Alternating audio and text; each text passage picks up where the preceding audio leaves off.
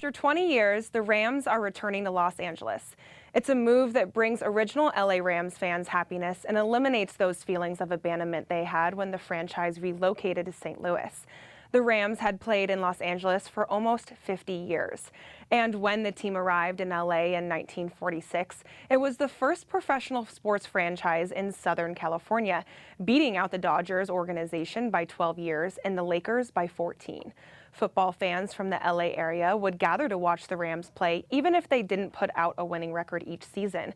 So much so that in 1957, the Rams set an all-time single-game attendance record with over 100,000 fans at the Coliseum for the game. It's no secret that fans were heartbroken when the team left in 1996, but now fans will get to see the Rams play in a new stadium that's being compared to an NFL Disney World. The stadium is being built in Inglewood at an estimated cost of $2.6 billion. It will be the league's most expensive venue to date. Inglewood business owners and fans say they think the Rams will have a big impact on the city. I think it's going to bring a lot more foot traffic, a lot more opportunity probably for the community. By the Rams coming back, by LA having a football team, period, we're going to have people from all over, because you got Ram fans. You're going to have a lot of people coming from St. Louis. You're going to have Ram fans. You got Ram fans all over the world. So you're going to have people coming in.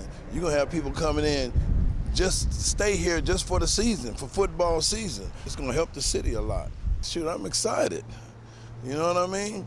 When they left and then the Raiders left, it's like, hey, people like, oh, I'm a Frisco fan. They trying to stay in California. I'm a Frisco fan. I'm San Diego. You know what I mean? Now we got the Rams back. Hey, it's LA all the way. On Point's Harry Abelson has more on this story. Thanks, Anna. I'm joined by our three guests today. First, we have James Sims, who is the football coach at Inglewood High. Next, we have Professor Robert Kent, who is the department chair of our Urban Studies Department here at CSUN. And lastly, we have Marc T. Little, who's the president of the Inglewood Airport Area Chamber of Commerce. So thank you all for being here. I really appreciate it. It's nice to have you all. Marc, I want to start with you. To start it off, can you just briefly discuss what you know about how this move came to be? This move relating to football? Relating to how the stadium is coming to Inglewood. Certainly. It's been a long journey, actually. In many ways, it started when the Lakers left Inglewood. When they left the void in the city of Inglewood, that was known as the City of Champions. And then Faithful Central Bible Church bought the Forum, and it operated it for 12 years, of which I was the COO and General Counsel. When we ultimately sold that building to Madison Square Garden in April of 2012, it was a match that lit a fire to the revitalization of Inglewood. Concurrently with that, the Hollywood Park racetrack was acquired by Stockbridge and Wilson Meany Sullivan, Stockbridge being the hedge fund and Wilson Meany Sullivan being the development group. And at that time, we had a very divided city council in Inglewood. There was not a lot of leadership, and it certainly wasn't unified. And so all of those things came together. The Forum being sold to Madison Square Garden, which sent a message to the development community that anything can happen in Inglewood. Mayor Butts leading and uniting a divided city council sent another message that deals could get entitled. And then ultimately the moxie of the owners of Hollywood Park getting that property entitled was no small feat. And when that was done and all those messages were sent around the country, it led room for Stan Kroenke, the owner of the Rams, to say, this is where I want to be. And so all of that together really attributed to why football is in Inglewood today. All right, thank you. My next question is for Professor Robert Kent. Can you talk about what does it mean for a city when a huge stadium like this is put there? Because obviously things are going to change. So what does this mean? Well, I think it can mean a lot of things. In the case of this particular development, we have a situation where very relatively little public money is being asked for. My understanding is that the developers are asking for tax concessions over the initial 5 years. These could amount to as much as $100 million.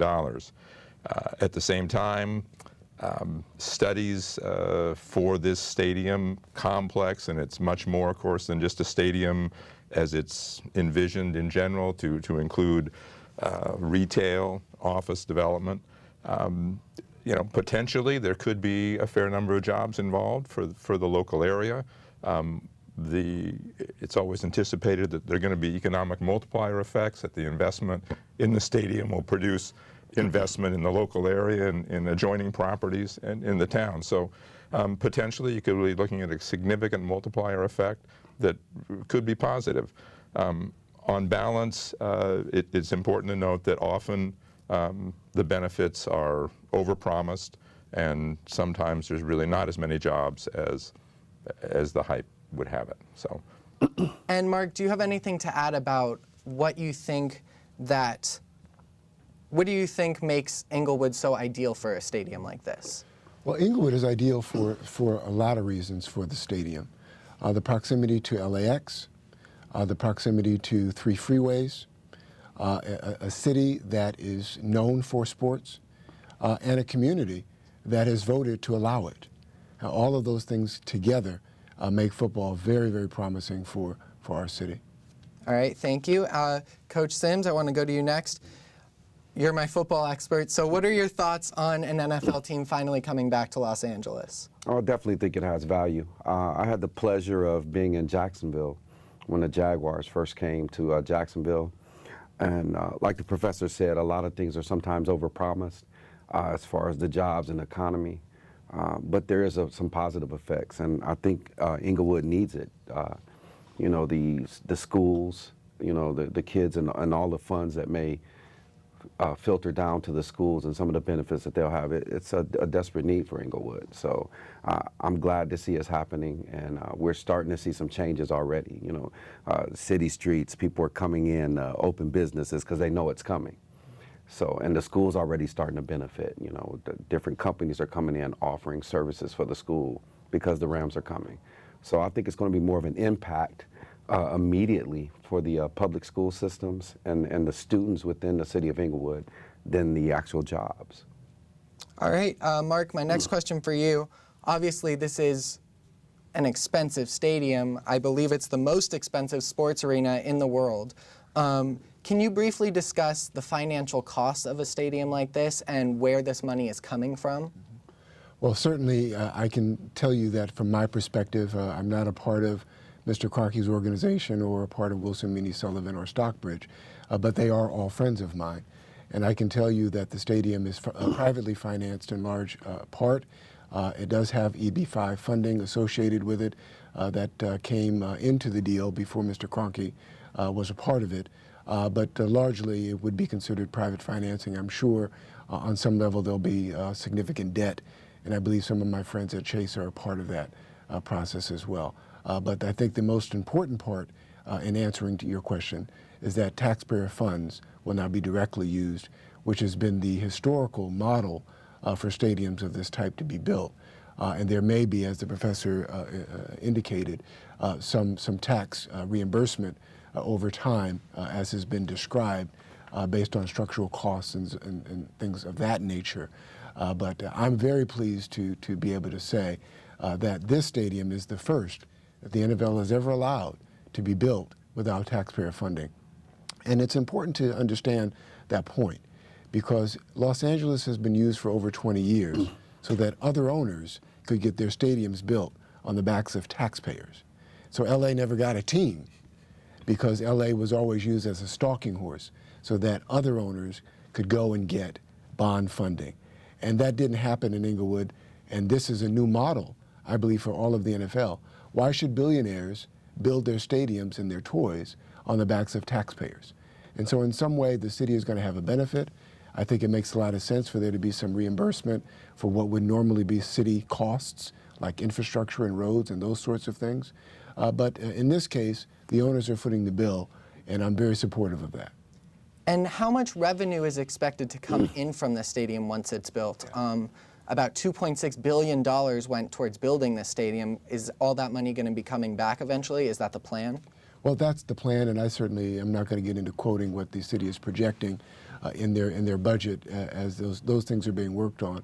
But I can tell you, as the professor indicated, the benefits to Inglewood are really, as a Chamber of Commerce president, are what I'm looking at.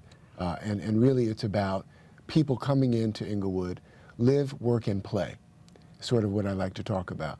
With 3 transit stops, right, with a $2 billion stadium, not including the hotel space, the retail space, and the office space that's coming. Madison Square Garden has already given us a model of the temporary and the permanent jobs that will come into the community.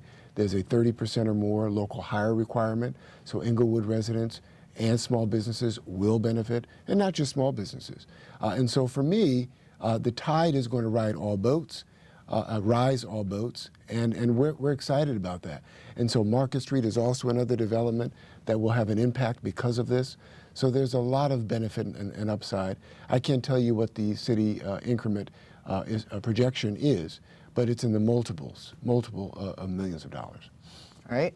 Professor Kent, obviously a stadium like this is going to affect transportation in the city, putting it right in the heart of the city like this. In general, how does an arena being built like this affect transportation in a city? And what can people expect once the stadium is built? Major delays? I think it's pretty reasonable to expect that a facility that will hold 80,000 people, potentially standing room only, maybe they're talking 100,000 people, and that occurs on a few days a year, is going to have a big impact. We live in an auto-oriented town, and despite all our efforts to promote mass transit, LA is still an auto-oriented town. There's going to be a lot of demand for surface parking at a facility like this. At the same time, the facility is well placed geographically. It is near the 105. It's near the 405. It's right near LAX. Unfortunately, it's not right at the site of a Crenshaw line station, but it's within about 1.5 miles of the Crenshaw line, or where the station's projected to be. Feeder buses could be run. I don't think it would justify building an extension to the site, but certainly feeder buses could work. So, you're going to have impact. It will happen occasionally, but the area is also well sited geographically to handle a fairly high volume of traffic. And Mark, do you have anything to add about more specifically what Inglewood is expecting transportation-wise and planning in regards to that? Sure. One of the things that got me a little excited about 30 days ago was the idea that they may very well run an extension from the Crenshaw Expo line down Prairie, which was a long-standing request of our city leadership. And because of our mayor, who is on the MTA board, I think it's now being actually considered. Unfortunately, the projections suggest a 2025 project. But in any event, I do believe that because of the Kings and the Lakers and the history that we've had with Hollywood Park right next door, those kinds of volumes of people on the weekend is not something that's new to Inglewood.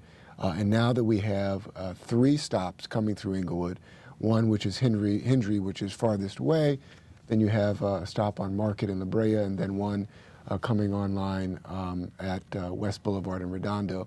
That will allow people to not have to park in Inglewood.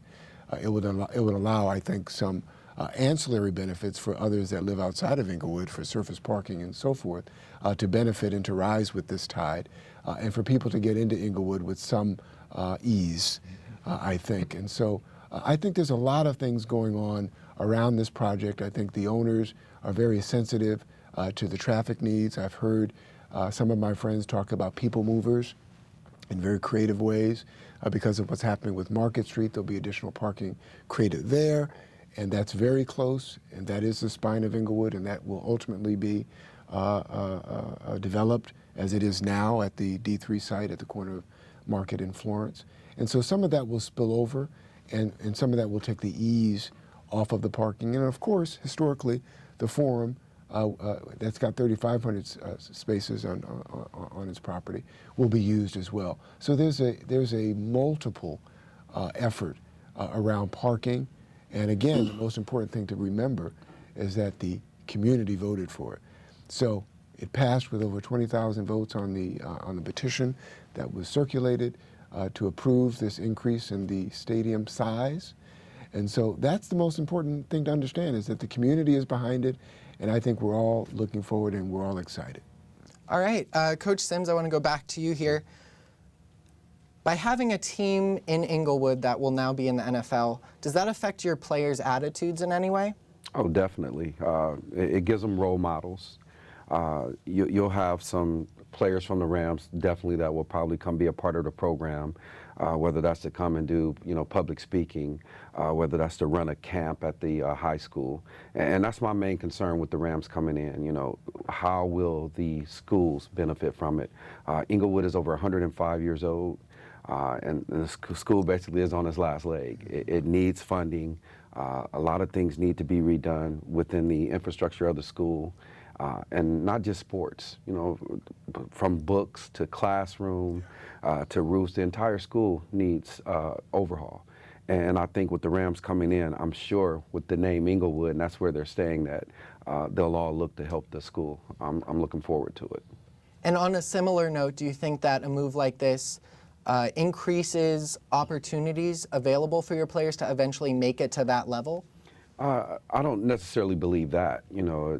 Making it to the NFL level takes a lot. It's a hard task, and it's not going to be just based on having NFL players around you. That would be like becoming an attorney or a professor because there's other attorney or professors around you. They'll still have to work hard. They'll have to get their grades. They'll have to go off to college to that next level and perform to make it to that level. Now, it will give them a base, something to look at, examples to help them out. But as far as making a difference for them, it depends on each kid, All right. I'd like to add go something ahead. to that, because what Coach Sims does in our community is extraordinary, and it's very important. So the first point of contact for those kids is Coach Sims. And if they're going to go on and be inspired and succeed in life, he's the first stop. Beyond their own dads and beyond their own moms, we're looking at Coach Sims. And then whatever benefit the Rams can bring because they're across the street, then that's ancillary. But we underestimate and we undervalue the role of our teachers and our coaches. And so I want that to be very clear. Coach Sims is an incredibly important part of this process and what the Rams will do secondarily to what he does. Yeah, I'm a father of many. I get calls, on every occasion about everything. And in the end, if they perform on the field, then my job as a coach to make sure they get an audition. I always call it an audition to the different colleges, let them be known, be seen. And at that point, it's up to them, their performance in the classroom and their performance on the field. So I'll reiterate that, coaches are very important in the community. We need those coaches that are in it because they care for the student athlete, not because they care about their win-loss record or how they're doing it. And that's me. I'm in it for the student athlete. Right. Okay, so my next question is, can you describe the mood of most Inglewood football fans right now? Have you noticed them being excited, upset about this huge move? And Mark, feel free to chime in on this as well. It's a mixture. Of course, being a coach, I hear it everywhere I go, whether it's the grocery store or whatever. You got your Raiders fans. Raider fans are real big in LA. So they're not too excited about the Rams coming in because they're Raider fans. Then you have those that love the Rams that are looking forward to it. And then there was still a buzz about the San Diego Chargers. They got a year to make a decision whether they want to come in. So you're going to get a mixture of everybody. But a lot of it is personal. I'm personally a Raiders fan, so no, I don't want the Rams. But I think everybody overall sees the advantage of the program. And even with a Raider fan, you might get the opportunity to see the Raiders play in your backyard now because the Rams are here. I got people already asking me, is the schedule out yet? We want to know if the Raiders are coming here.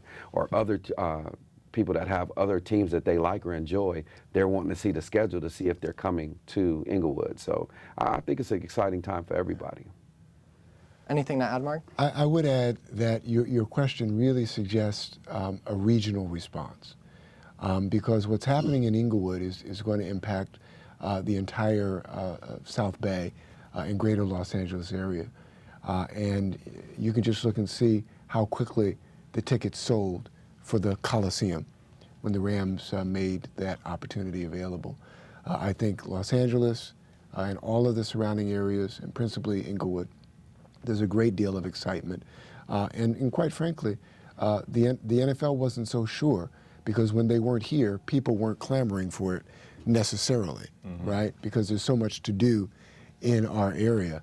But from my vantage point, there's a general excitement. You're always going to have the people who have a personal interest, who wish the Rams weren't coming and wish the Raiders were coming. I get that quite frequently, by the way.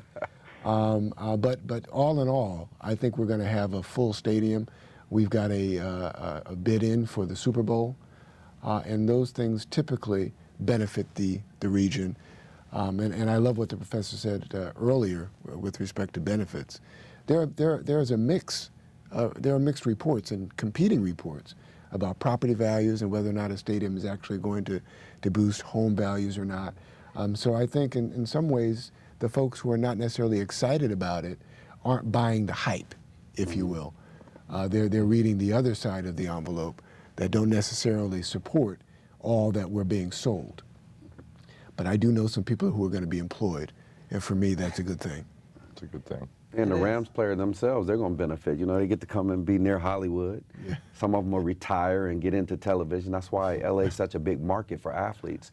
They like to come here because they know the other opportunities beyond the actual sport, whether that's commercials, whether that's being in movies and doing something in Hollywood. So I guarantee you a lot of the Ram football players are looking forward to coming here. And they won't be missing St. Louis. Exactly. Professor Kent, kind of going along with the whole jobs and benefits, who do you think benefits most from something like this? And do you think that these jobs that will be made available are enough to make an affordable living? Well, given the funding model that's been discussed, that this is being privately funded by, people who are investing money, people who are smart people who are probably unwilling to invest their money in something they think they're going to lose money at. I think this is really probably a very good project. We're looking at, as I said earlier, maybe $100 million in tax rebates. The city is talking about a net flow of maybe $20 million a year into the city coffers as a direct benefit. They obviously look at that benefit as extending out for 10 or 20 years. If you look at it that way, the city will certainly benefit financially. As far as the kinds of jobs that will be made available,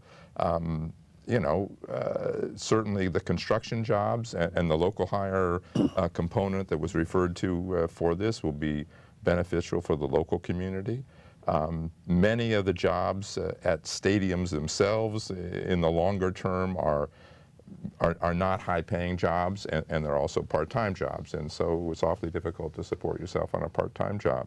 On the other hand, this is the vision for this project is not just a stadium with some ancillary shops. This is a big urban development vision, a stadium as the anchor, and then 1 million square foot of retail space and 750,000 square foot of office space, residents, 2,500 new homes, a hotel. You're talking about a lot of different kinds of employment that potentially could occur there. And in some of those other office employment, perhaps, you might have better paying jobs. The retail employment, the jobs are probably not going to be that well paid. I think that I'd like to just carry this on a little bit further. There really is a wonderful design. The facility itself is really quite an attraction, I think, and that will bring a lot of attention to the area.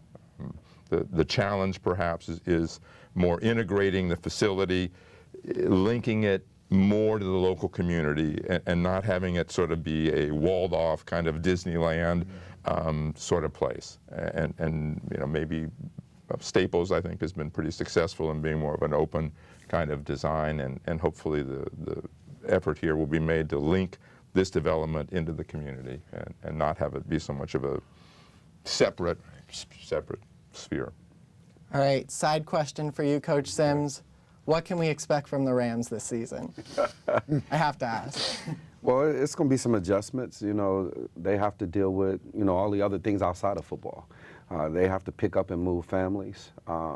Some of them are going to be moved to other teams. You're going to have new people coming in, so they got to get used to a new family within the infrastructure. I love the coach because he's a former Chicago Bear, and you know I'm a Bear fan. But they got a lot of work to do. I mean, it's not going to happen just because they're moving to Inglewood that they're going to all of a sudden be this championship team. So I think they got to continue to build from where they were going. They were starting to turn some things around, and I hope to see them be successful, because it'll mean a lot to the city. It definitely will. Of course. Okay, so final question. I just want to wrap it up here. What are your final thoughts on how you think this move is going to affect Inglewood's reputation as a city? Anyone can chime in. I think it'll enhance its reputation as a city. I think it's going to be from what I see, I think it'll be a positive impact on the city, and as Marc has said, really a positive impact for the Southland generally. And Please, Coach. I'll say myself, I've been here 4 years in California, and there's always been a negative annotation regarding Inglewood. I moved into Inglewood. Why are you moving to Inglewood? And a lot of it, from what I understand, is the past Inglewood, the old Inglewood. And there's been a lot of changes, and people need to come into the city and see that it has changed. It is moving forward and doing positive things. And I think the Rams coming in will allow this. It'll bring people to Inglewood. It'll allow people to see the growth, you know, visually, see what's going on in Inglewood. And it's just going to enhance what I think was already starting to go on in Inglewood anyway. I can only add to what these gentlemen have said. When we owned the Forum, we had a lot of competition from the building north of us in LA. There's a lot of hating going on in Inglewood because of what it is becoming. It is returning to be a place, a destination place, if you will, for entertainment and sports. And so there's a perpetuating narrative that Inglewood is still the old Inglewood. And I must tell you, it hasn't been the old Inglewood for a long time. Inglewood is on the rise. It's a place not only to come for entertainment and sports, but a place to live. And we're very excited about it.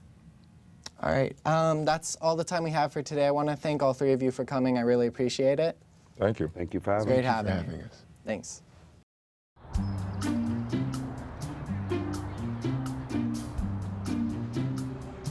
Don't worry, 74 people were picked before me in the NFL draft. To fight childhood obesity, United Way and the NFL are helping kids play at least 60 minutes a day. Okay, time for the team obstacle course. Yay! What this place needs is more healthy kids. To get involved or donate, go to unitedway.org/play60. Now I get it. A single ember that escapes from a wildfire can travel more than a mile. Get Fire Adapted now. Learn simple steps at fireadapted.org. Thank you for watching our show. You can follow us on Facebook and Twitter at CSUN On Point. You can watch us on LA Channel 36 at 11:30 Sunday mornings. You can also listen to us on KCSN 88.5 FM that same day at 5:30 in the morning. For all of us here at On Point, I'm Anna Logan. Thanks for watching.